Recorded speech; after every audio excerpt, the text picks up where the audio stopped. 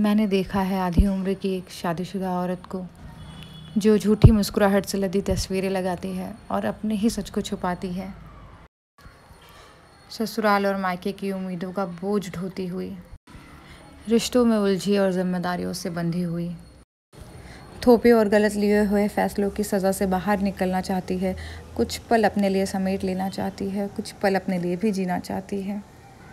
वो भी तो खुलकर जीना चाहती है, उसे भी तो अधिकार है खुलकर जीने का। दोस्तों, क्या शादी और बच्चों के बाद लाइफ रुक जाती है, या हम कहीं स्टक हो जाते हैं, या फिर सारे सेक्रीफाइसेस, सारे जिम्मेदारियाँ, सारे फैसले हमारे लिए ही होते हैं, जहाँ पर हमें ही खुद की ज़िंदगी को रोक लगानी होती है। सारे बोलते हैं ना, चुनौतियाँ हमें ही स्वीकार करनी है। सारे सेक्रीफाइसेस, जितनी भी चीज़ें जो बलिदान करनी है वो हमें ही बलिदान करना है। चाहे वो हमारा करियर हो, चाहे वो हमारी ख्वाहिशें हो, चाहे वो हमारा फ्रीडम हो, चाहे वो किसी भी तरह की चॉइस हो, है ना। मैं यहाँ पे जब खड़े होकर चाय पी रही थी ना उस दिन अपने घर पे, अपने मायके में, तो मैंने ना ये चीज़ सोची, यार कभी एक वक्त था ये पूरा घर पे बोलते ना एक हिसाब से, हर चीज़ में बोलते मेरा दावा लगता था कि ये मेरा घर है, ये रूम मेरा हुआ करता था, यहाँ पे हर चीज़ मुझसे जुड़ी हुई थी। इस घर में वो मकाम था मेरा, वो वजूद था मेरा, जो कि अब नहीं है। मुझे ऐसा नहीं है कि मेरे घर वाले मुझे कम इम्पोर्टेंस देते हैं, या मैं अभी भी घर की बड़ी बेटी बोलते हैं ना, दहाड़ दूँ तो सारे लोग शांत हो जाते हैं। बट द थिंग इज़ कि कहीं ना कहीं जब शादी हो गई ना, वो धीरे धीरे मैं खुद से ही फील करती हूँ कि नहीं यार, अब ठीक है, जो भी है ये सिर्फ 2-4 दिनों या 10 दिनों के लिए ही है। उसके बाद तो फिर अपना घर तो वही है, सोचो ना, ये मेरा होकर भी ये घर मेरा नहीं है। कैसे भगवान ने भी नियम कानून, कैसे सब कुछ औरतों के हिस्से में लिख दिया ना। जब अपनी बेटी को देखती हूँ ना, तो सोचती हूँ एक दिन इसको भी ये सब गो थ्रू करना पड़ेगा लाइफ में। She has to go through the same, है ना। ये प्रोसेस है, मम्मी ने किया, मम्मी के बाद मैंने किया, फिर लाडो आएगी नेक्स्ट। हर लड़कियों को ये फेस करना पड़ता है लाइफ में। बट मैं चाहती हूँ कि लाडो को मेरे जैसे सेक्रीफाइसेस ना करने पड़े लाइफ में। मेरी मुझसे कहीं बेटर उसकी लाइफ हो, यही मेरी कोशिश रहेगी। और hello guys, welcome and welcome back to my channel. I hope you all are doing really well in your life. और मैं मायके आ गई हूँ, आप लोगों ने देखा, ज़्यादा दिनों के लिए नहीं, 2 से 3 दिन के लिए आ पाऊँ, वही बहुत मुश्किल से आ पाती हूँ। बच्चे काफ़ी ज़िद कर रहे थे, राघव को ना बहुत अच्छा लगता है नानी के घर जाना। वो बहुत ज़िद कर रहा था, नानी के घर जाना है, नानी के घर जाना है। और अब लाडो भी थोड़ा थोड़ा समझने लगी एक्चुअली, तो वो भी डिमांड कर रही थी कि मुझे भी नानी के घर जाना है। तो हम लोग गए थे, और फिर आज मैं आई हूँ बुआ के घर पे बुआ को मिलने, बिकॉज़ बुआ की तबीयत काफ़ी बीच में ख़राब हो गई थी, तो इसलिए बुआ को मिलने गई थी। तो बुआ ने काफ़ी नाश्ता वगैरह करा दिया, देखा आप लोगों ने, वही नाश्ता वगैरह करी थी। उसके बाद हम वहाँ से निकले, तो अमन को कुछ लेना था, वो स्वीट शॉप से कोई स्वीट वो लिया, और उसके बाद फिर घर आ गए, खा पी कर सो गए। और ये दूसरे दिन के क्लिप है, हम लोग जा रहे थे नाश्ता करने के लिए मिसल पाव।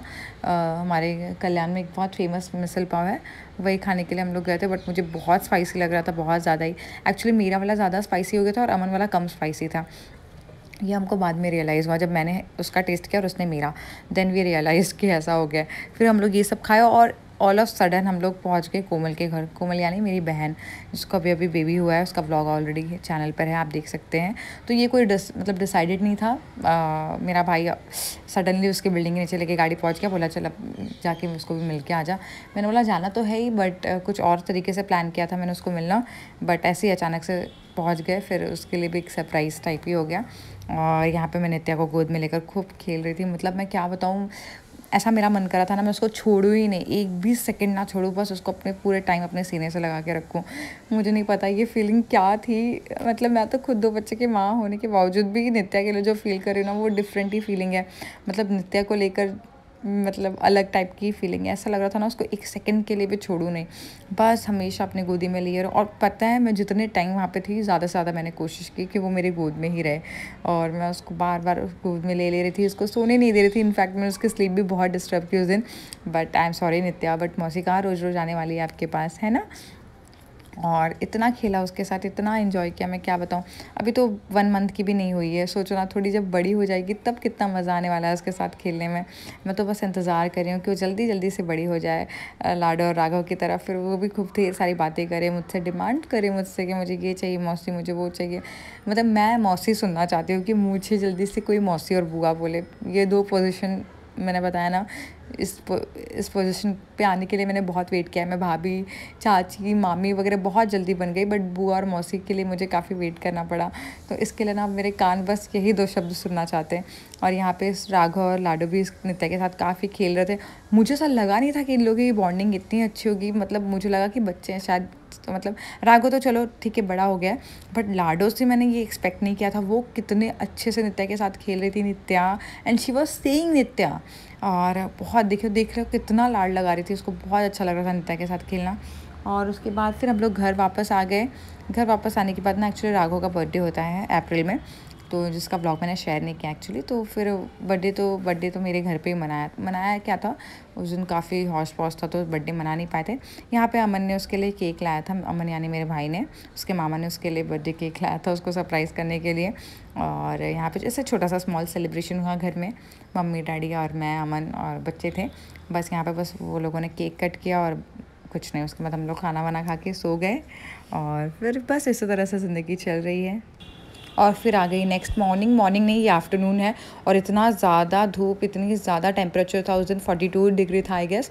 और फिर भी इतनी धूप में खुद की परवाह ना करते हुए मैं सोचे कहाँ जा रही हूँ, कहाँ जा सकती हूँ। एक बेस्ट फ्रेंड अपनी दूसरी बेस्ट फ्रेंड से मिलने जा रही है, जी हाँ। और किसी के लिए मैं इतनी धूप में नहीं निकलूँगी कभी भी, बट अपनी बेस्ट फ्रेंड के लिए तो निकलना बनता ही है।